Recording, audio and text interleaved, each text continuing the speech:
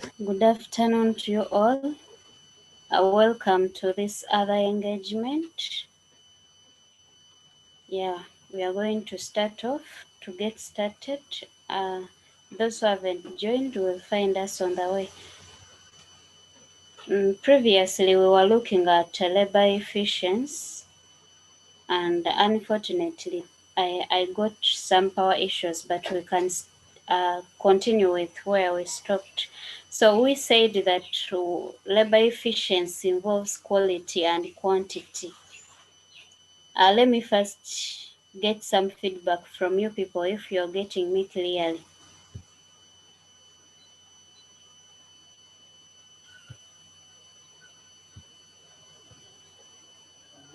Yes, we are.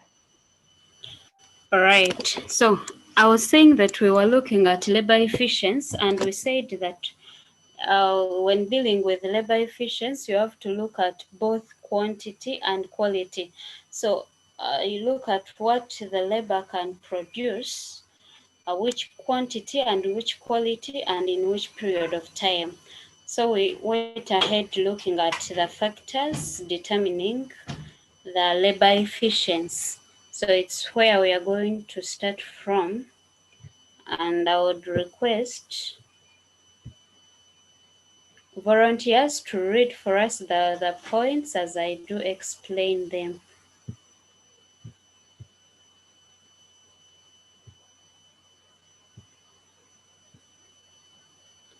There we go. We have our first factor that determines labor efficiency. Can I have someone read for us the first point?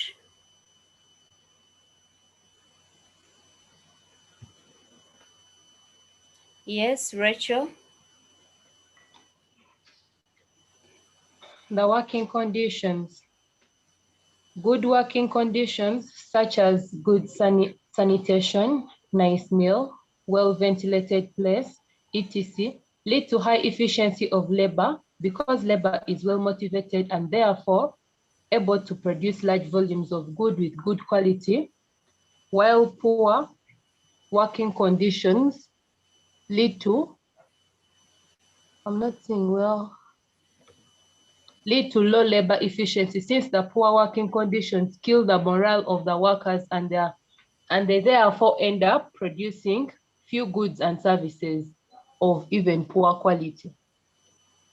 Thank you, Rachel. So our first point here determining labor efficiency is the working conditions. Everyone would like to work in very good working conditions. And if the working conditions are good, that is to say we have the good sanitation, we have nice meals, the places of work are well ventilated, and so many other factors.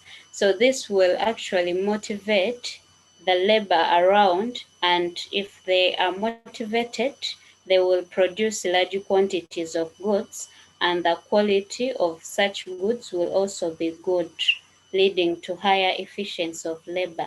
However, if the working conditions are not good, that is to say, if the meals are not good, if the place of work is not comfortable, the place is not well ventilated, if the sanitation for that place is not good, the workers will not be motivated.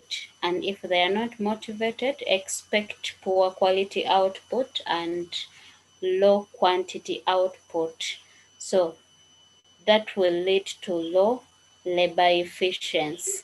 So as we explain these points, make sure that you have quality and quantity in your explanations, not like the factors determining labor productivity. For labor productivity, as you're explaining those points, you'll just need to include the quantity. Because under labor productivity, we deal with quantity a labor can produce in a given period of time. The points might be the same, but mind your explanations. For efficiency, we've got to talk about both quality and quantity. So we move on to the next factor that will affect labor efficiency. Another volunteer read for us this point.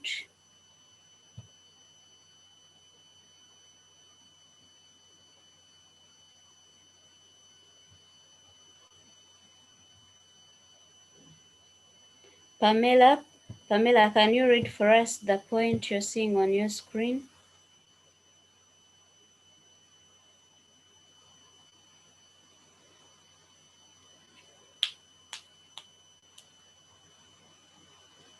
Pamela, are you on? Yes, you can read, please. Rachel.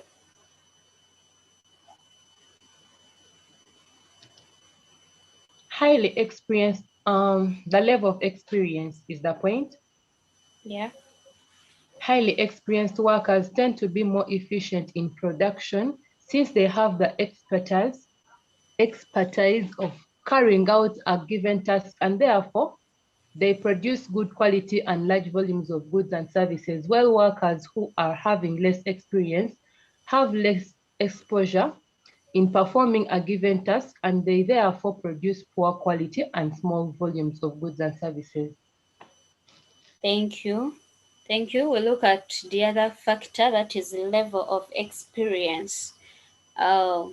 You might be having a number of workers, but those workers started working at a different pace, in different years, different period of time. So if you've gotten these workers that are highly experienced, they have been in the production for some good time, they know what they are doing, and they are actually experts in the production of such a commodity. So if you have such workers, you expect them to uh, produce highly quality goods, and in quantities you expect as well large volumes of goods and services. So this will lead to high efficiency, labor high efficiency.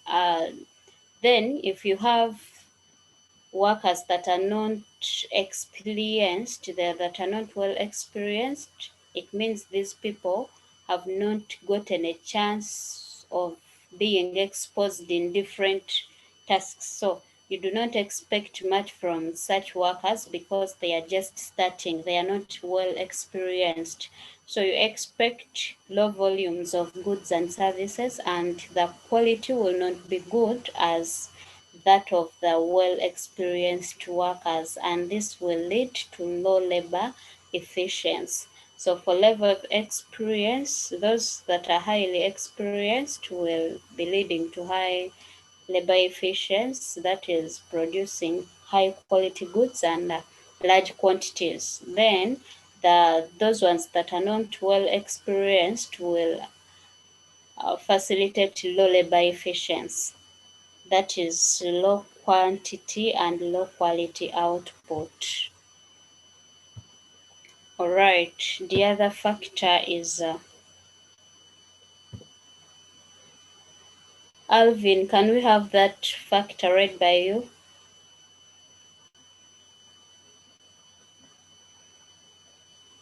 Yes, factors that determine labor, the level of education and training of labor. Well-trained and educated labor is easy to instruct and as a result likely to be more effective.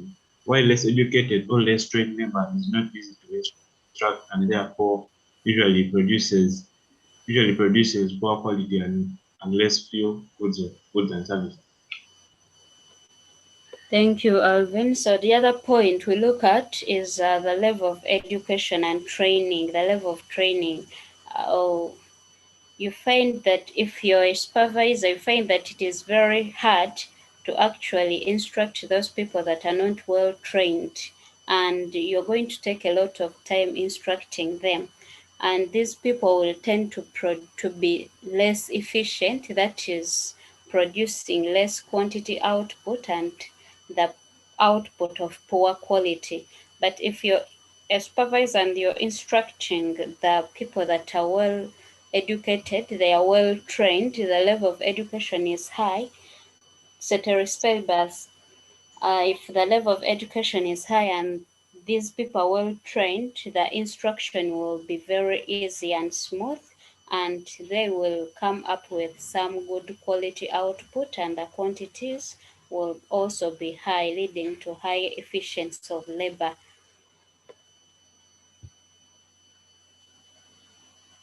Sentongo Richard, you're reading for us this.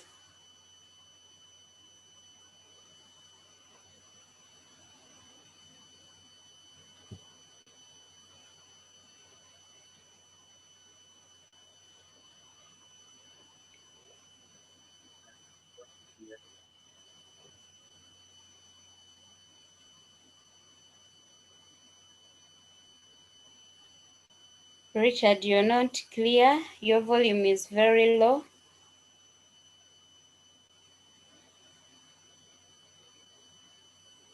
Rachel can help you.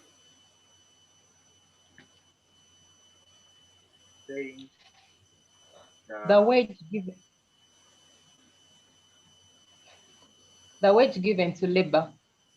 A good wage rate leads to high efficiency of labor because workers are motivated and therefore can produce good quality. And many goods, well, a low wage kills the morale of workers and they become less efficient, thereby producing poor quality and few goods. Thank you. The other factor we can look at can actually affect or determine the labor efficiency is the wage that is given out to the labor. Every labor around would like to get a high wage rate, and if at all you provide this to the labor, they are going to get motivated.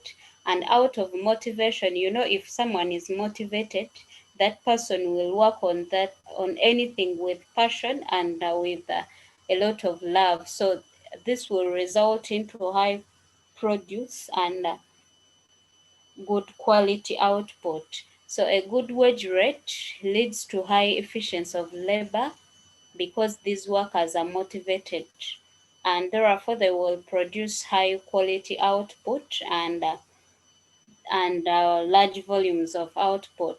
However, if you do not pay these people a lot of money, or if you do not pay high wage rate, these people will not have the morale and will not be motivated to produce good quality output, and they will also not be able to produce large quantities. Oh, someone here is saying, I don't see the facilitator. Don't mind.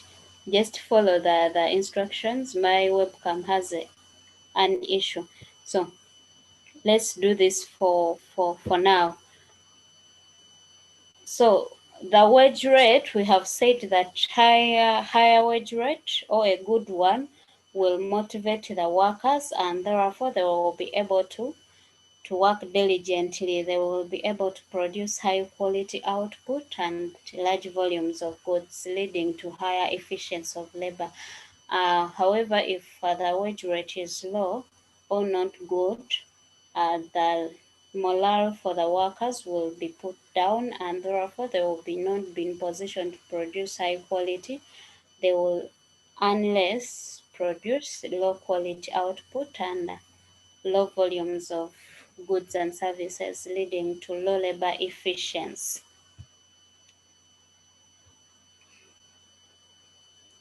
Dixon, you're reading for us the next point.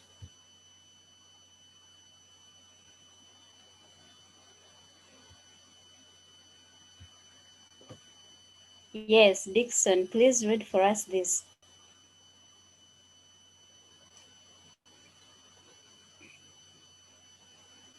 May I read?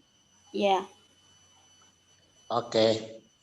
The social environment of workers. Good social environment, for example, family stability, good employee-employer relationship, etc., leads to high efficiency since labor is encouraged to work harder, which results into high quality and greater output levels, while a poor social environment, such as poor relationship between workers and employers, leads to low efficiency since such conflicts demotivate workers and also kill their morale, work, hence producing poor quality and few goods and services. All right, thank you so much. This other factor determining labor efficiency is social environment of workers. When we look at social environment of workers, this will include your relationship with the fellow workmates, and then you look at the boss, the relationship you have with your boss. Then you can also look at where you've come from to work.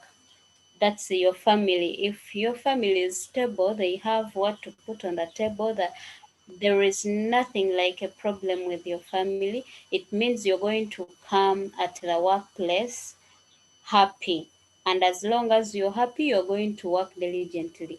Then if you reach at the workplace and the relationship with the admins or the bosses or the workmates is also good, then this is going to actually motivate you work more and more, leading to high quality output and high large volumes of output. However, if the relationship is very poor between the workmates or between the employers, or you've come from home when things are not moving on well, that's family instability, then you're not going to be motivated to work. Therefore, you will produce poor quality and then low volumes, leading to low labor efficiency. So the efficiency of labor is also determined by the social environment of workers. If the relationship is good with everyone around you, then you're going to produce high quality goods and leading to high labor efficiency. If it is bad, if the relationship with the people around you is not good, then this will lead to poor quality output. You're not going to get the molar work and produce high quality. You're going to instead produce low quality and less volumes of goods and services. Just like you are students here and you have experienced teachers come to school, and you're able to realize that this teacher today is not in her or his modes of teaching, maybe something is wrong. So that teacher that day will not be in position to produce, to give out the service well, uh, leading to low labor efficiency. That teacher has not been efficient enough that day because of some issues he or she is facing somewhere, maybe employers, maybe the workmates or the family members and so on. So this social environment will also work and determine the efficiency of labor. We have another factor here with us. Someone read for us.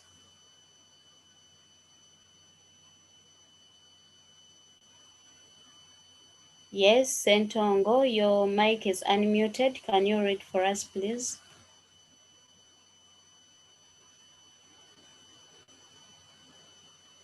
People's attitude towards work. A positive attitude towards work makes one enjoy his or her own work and therefore becomes more efficient and high quality and output levels, while a negative attitude towards work is low efficient or labor as it makes workers lazy and hence producing poor quality and stable. All right, thank you, Richard. Everyone here know that the attitude you have towards anything affects that anything. So if you're dealing with work and you've gotten a poor attitude towards work, just like in the previous session, those ones who have attended that session with Chibuka, I've come to know that the attitude also works a lot. If you do not have a positive attitude towards reading, you will not learn. You will not get to know what is in that book or in that article you want to read. So the attitude you have towards work affect negatively or positively, depending on which attitude. For a positive attitude towards work, this will positively affect your work, and therefore it will lead to high labor efficiency in the way that you'll be able to produce high quality because you've gotten a positive attitude. You want to come up with something good, and that is good quality. And then you will want to actually, you will yearn to bring out something that is more, leading to high volumes of output. So a positive attitude towards work will make you efficient enough to produce high quality and large volumes of output. However, if you've gotten a negative attitude towards whatever you're dealing with towards work, this will affect your efficiency. Your efficiency will be very low, and this is low produce and low quality output. Yeah.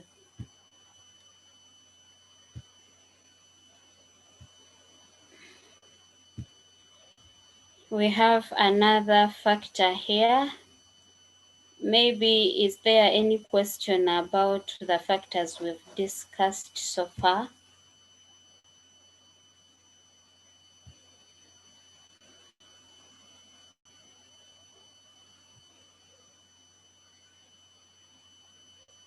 No questions, we can continue with our factors here. Richard, can you read for us this as well? Thank you.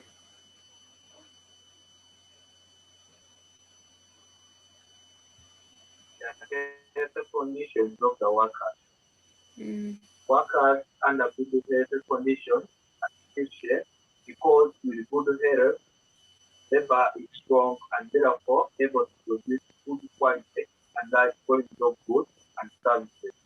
While the poor health conditions make labor physically weak and therefore poor quality and less volumes of goods are produced. Thank you, thank you. So we look at the health conditions of the workers. As we discuss labor efficiency, we have to put in consideration the health conditions of the labor we are talking of.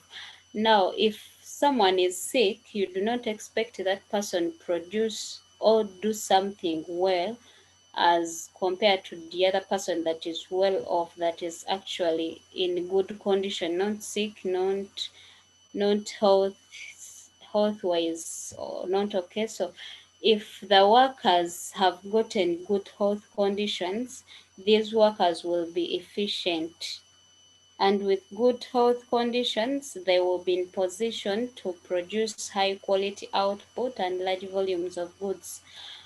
However, if these people, or if the workers are not health-wise okay, they will not be strong enough to produce large volumes of output, and the output they will be producing, chances are high that this output will be of poor quality.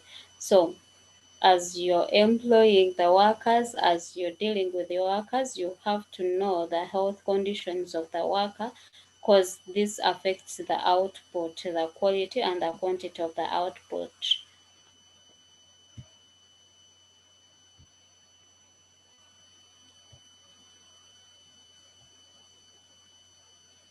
Rachel, your hand was up. Benjamin, you read for us the next one. The political climate. Political stability makes labor more efficient because workers have fair settled minds and therefore produce greater quantities of goods of good quality, while political instability or insecurity leads to low efficiency of labor because the workers are always in fear, which makes them produce few goods and services of poor quality. Thank you. So we look at the political climate of the workplace or of the country. So we take an example of if we've gotten some wars inside Uganda and the production is still taking place every work around that production place will be in fear. And of course, if you're in fear, you cannot produce high quality goods. You will not be in position to concentrate on whatever you're doing and leading to poor quality output. However, if the stability of the workplace or of the country where you're working from is stable, this will make you settled, and therefore you'll be able to concentrate on whatever you're producing. And once your concentration is put on what you're doing, you produce high quality goods, and then you'll produce large volumes of goods and services. So the political climate also contribute in determining labor efficiency. The efficiency of labor will be high if the political climate is stable, since these workers will be able to settle and concentrate, work on the quantities and then the quality. However, if the climate is not good, the labor efficiency will be low due to the fear these people will have and the insecurities they will be thinking of, leading to low quality output and small amounts of goods produced.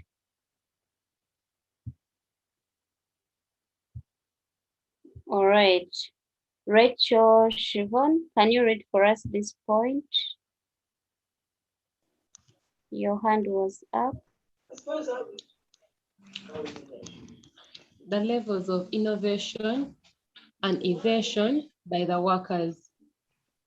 Workers who are highly innovative and creative tend to be more efficient because they are always able to develop personal strategies of improving their efficiency, thereby enabling them produce good quality and large volumes of goods and services. While workers who are less innovative and less creative tend to be less efficient because of their less ability of getting better production ideas, and they therefore end up producing few goods and services which are of poor quality.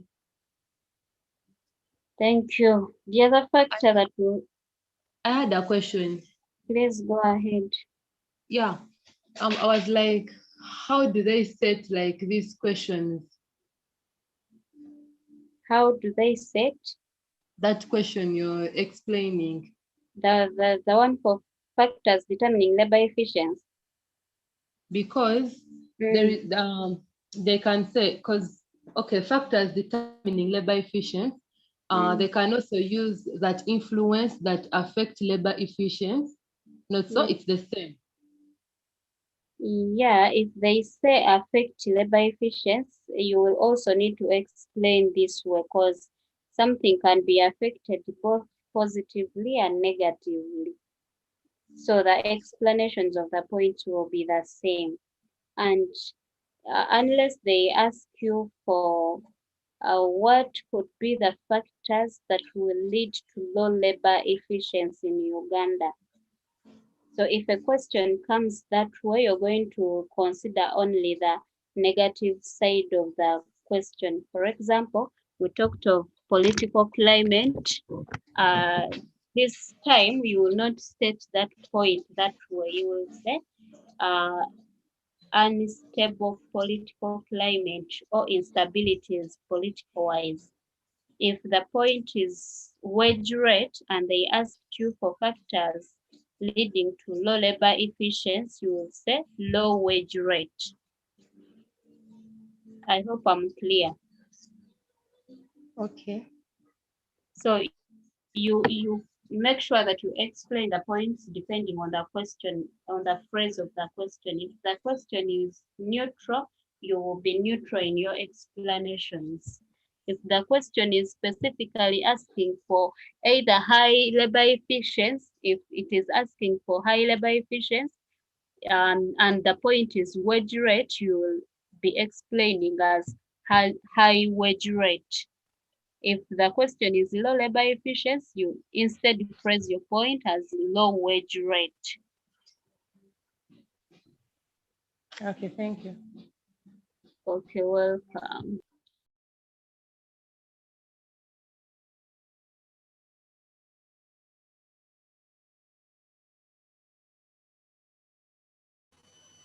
Okay, We can continue.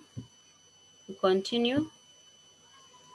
All right, so I want us to have a look at some video. I'm going to share with you a video. You watch the video and then be noting down the lessons from that video. After the video, we shall share what we've gotten from that video.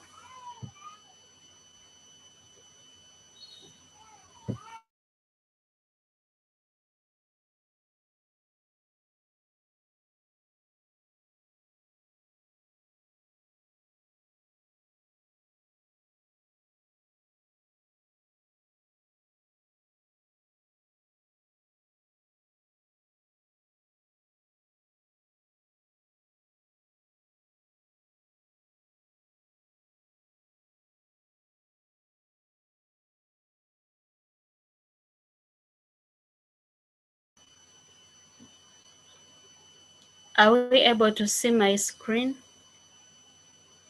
Yes. Yeah. Right, so we are starting off the video. Get ready to pick something Yes. out of this video. Hello everyone, in this video I'm going to talk about the mobility of the factors of production. First of all, let's differentiate between occupationally mobile and geographically mobile. So occupationally mobile refers to the capability of changing use. But geographically mobile refers to the capability of moving from one location to another location. Now let's take a look at each of the mobility of the factors of production. The first mobility is the mobility of land. It is occupationally mobile because today I can use a land for farming, but in the future I may use that same land for building houses. It is also geographically immobile because it's not possible to move that land to another country or another location. The second mobility is the mobility of labor. So it is the ability of labor to change where it works or in which occupation.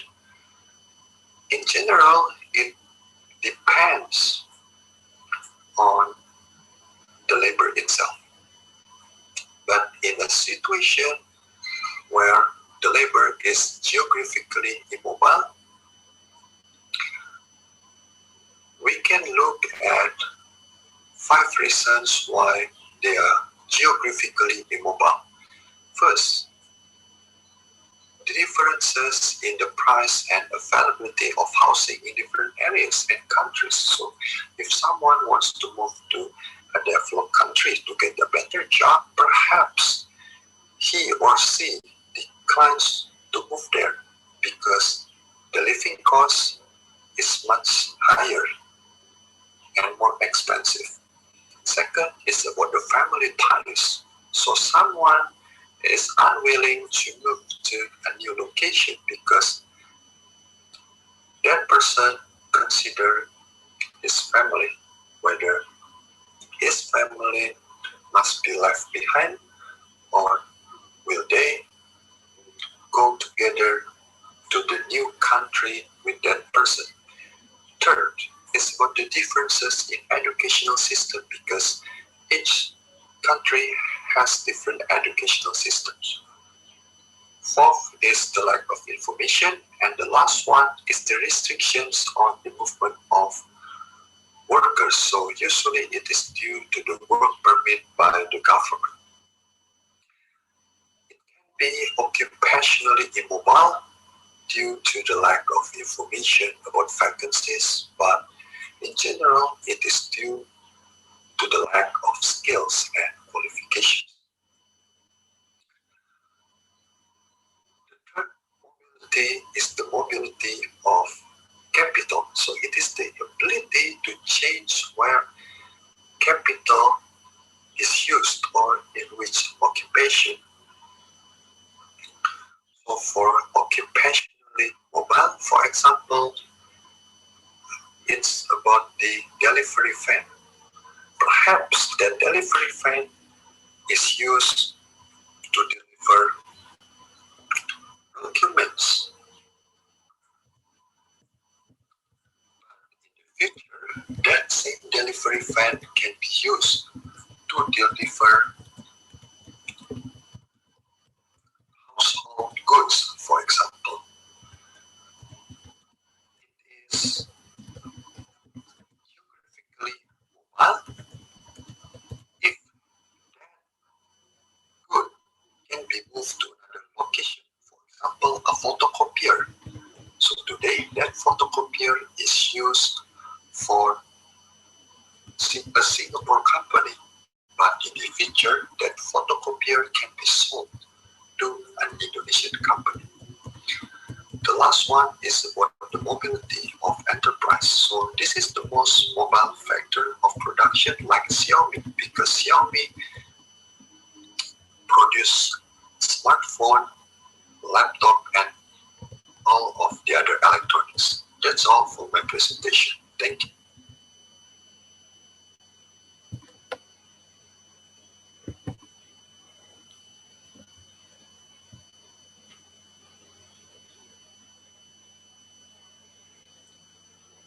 All right, I think you've been able to pick something from that video.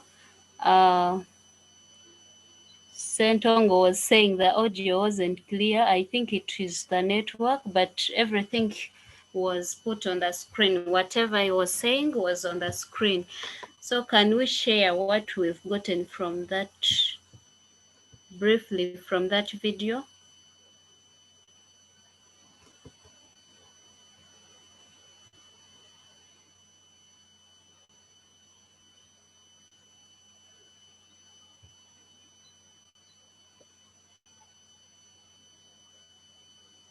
Have we all watched the video well?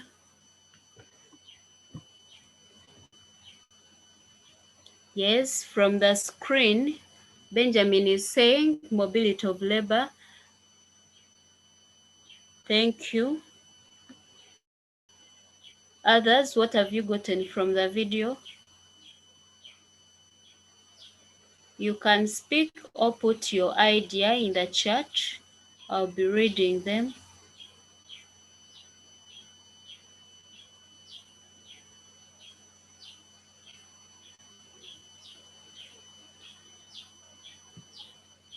Mobility of land. Yes, Dixon, mobility of land. We are going to look at what they mean.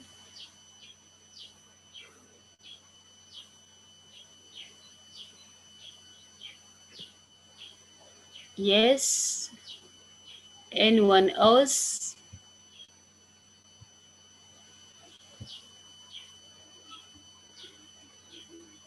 Linda, have you gotten anything from the video?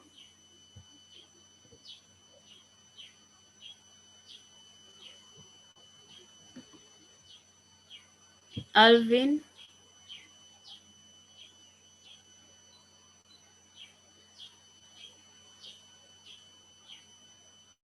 Madam, what was the question, madam?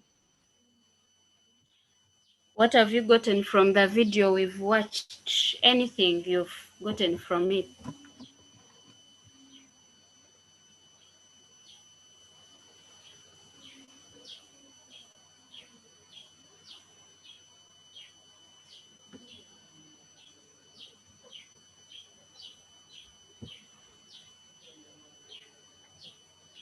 Benjamin? Yeah, I've seen that land cannot be moved from one place to another. Thank you. He says land cannot be moved from one place to another. That means that land is geographically immobile.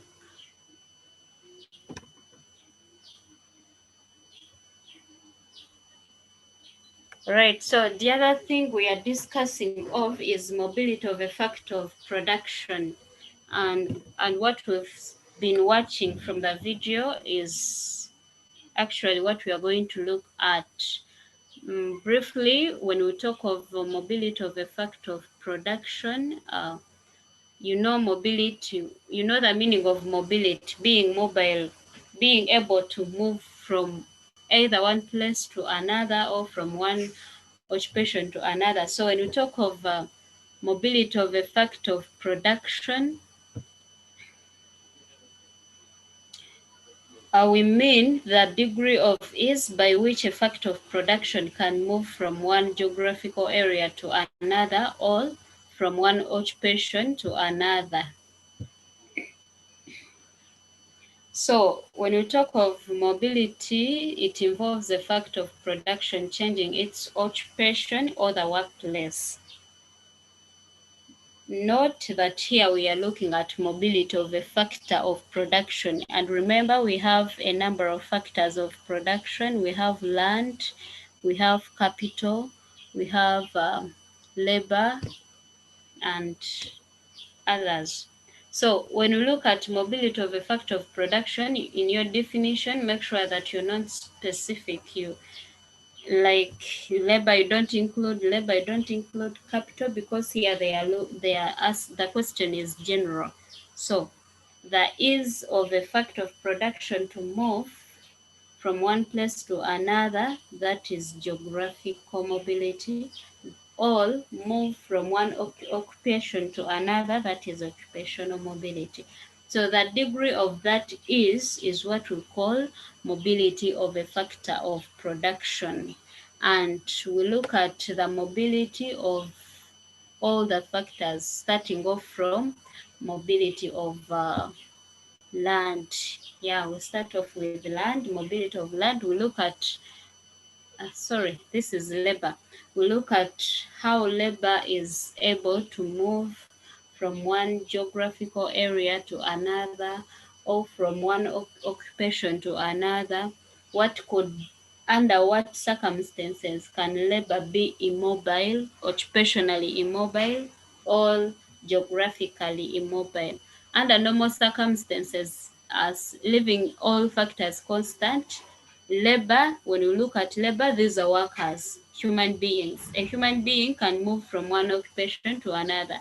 Human being can move from one area to another.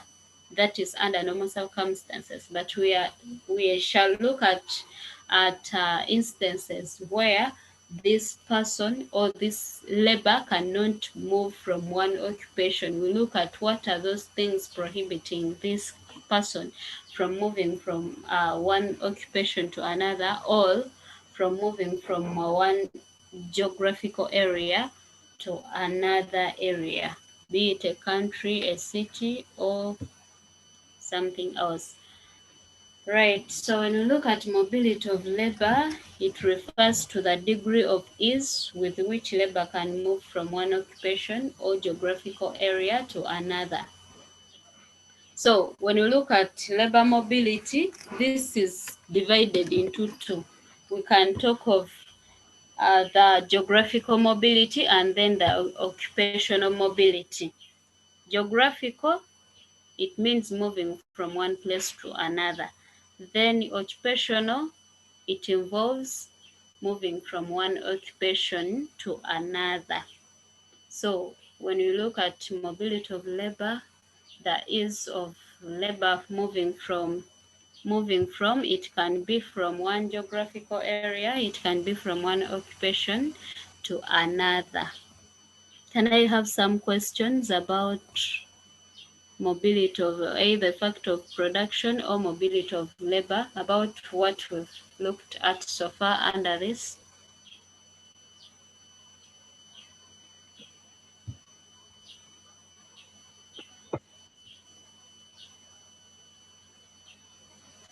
Yes, Benjamin.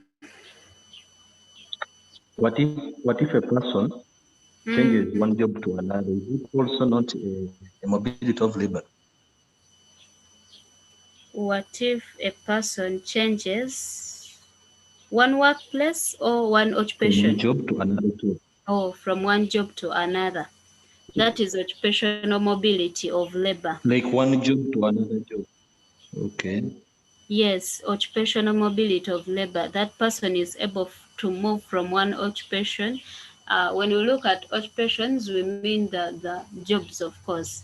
what you're doing. It's like I leaving maybe Seta High and then go to Lubili SS. I'm moving. I've I'm occupationally mobile. I've been able to move from one school to another.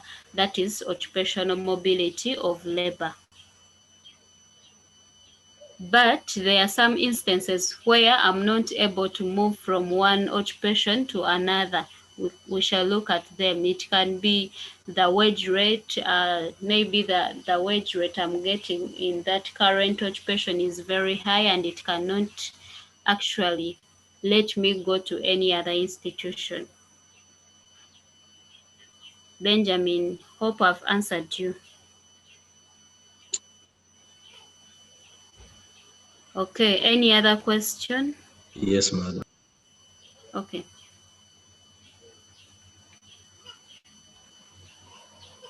Any other question? If there are no more questions, I'll beg to stop here for today. And we can continue to look at our services that we provide at Yakadien. You look at the online classes packages, the price remains 500, and we all know that this free online, this offer is ending this week. So you would like to continue learn with us, explore more and more with us, you subscribe. The offers are there.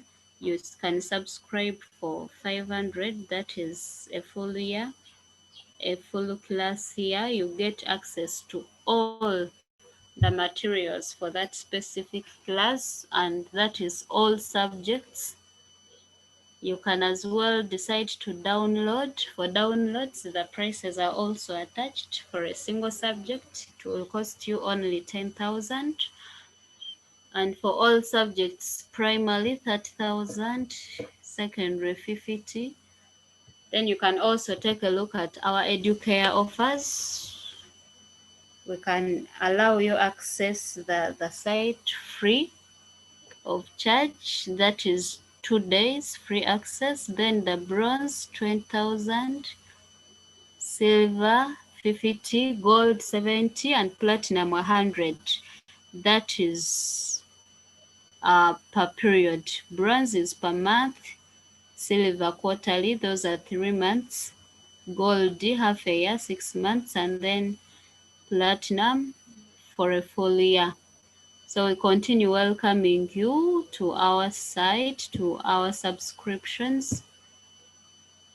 And yeah, I was looking here in the chat. I thought there is a question, but these were the inputs from the video. Okay. If there are no more questions, we can end here for today.